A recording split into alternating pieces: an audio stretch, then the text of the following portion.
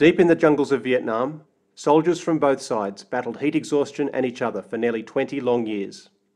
But the key to communist victory wasn't weapons or stamina, it was a dirt road. The Ho Chi Minh Trail, winding through Vietnam, Laos and Cambodia, started as a simple network of dirt roads and blossomed into the centrepiece of the winning North Vietnamese strategy during the Vietnam War, supplying weapons, troops and psychological support to the south. The trail was a network of tracks, dirt roads and river crossings that threaded west out of North Vietnam and south along the Truong Son mountain range between Vietnam and Laos. The journey to the south originally took 6 months, but with engineering and ingenuity, the Vietnamese expanded and improved the trail. Towards the end of the war, as the main routes detoured through Laos, it only took 1 week. Here is how it happened. In 1959, as relations deteriorated between the north and the south, a system of trails was constructed in order to infiltrate soldiers, weapons and supplies into South Vietnam. The first troops moved in single file along routes used by local ethnic groups, and broken tree branches at dusty crossroads were often all that indicated the direction. Initially, most of the communist cadres who came down the trail were southerners by birth who had trained in North Vietnam.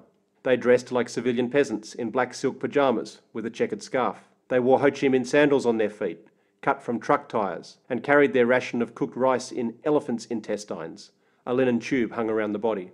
The conditions were harsh, and many deaths were caused by exposure, malaria, and amoebic dysentery. Getting lost, starving to death, and the possibility of attacks by wild tigers or bears were constant threats. Meals were invariably just rice and salt, and it was easy to run out. Fear, boredom, and homesickness were the dominant emotions, and soldiers occupied their spare time by writing letters, drawing sketches, and drinking and smoking with local villagers. The first troops down the trail did not engage in much fighting, and after an exhausting 6-month trip, arriving in the south was a real highlight, often celebrated by bursting into song. By 1965, the trip down the trail could be made by truck. Thousands of trucks, supplied by China and Russia, took up the task amidst ferocious B-52 bombing, and truck drivers became known as pilots of the ground.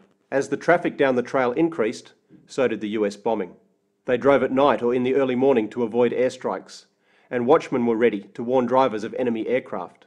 Villages along the trail organised teams to guarantee traffic flow and to help drivers repair damage caused by air attacks. Their catch cries were, "Everything for our southern brothers," and "We will not worry about our houses if the vehicles have not yet gotten through." Some families donated their doors and wooden beds to repair roads. Vietnamese forces even used deception to get US aircraft to bomb mountainsides in order to make gravel for use in building and maintaining roads. The all-pervading red dust seeped into every nook and cranny. The Ho Chi Minh Trail had a profound impact on the Vietnam War, and it was the key to Hanoi's success. North Vietnamese victory was not determined by the battlefields, but by the trail, which was the political, strategic and economic linchpin. Americans recognised its achievement, calling the trail one of the great achievements of military engineering of the 20th century. The trail is a testimony to the strength of will of the Vietnamese people, and the men and women who use the trail have become folk heroes.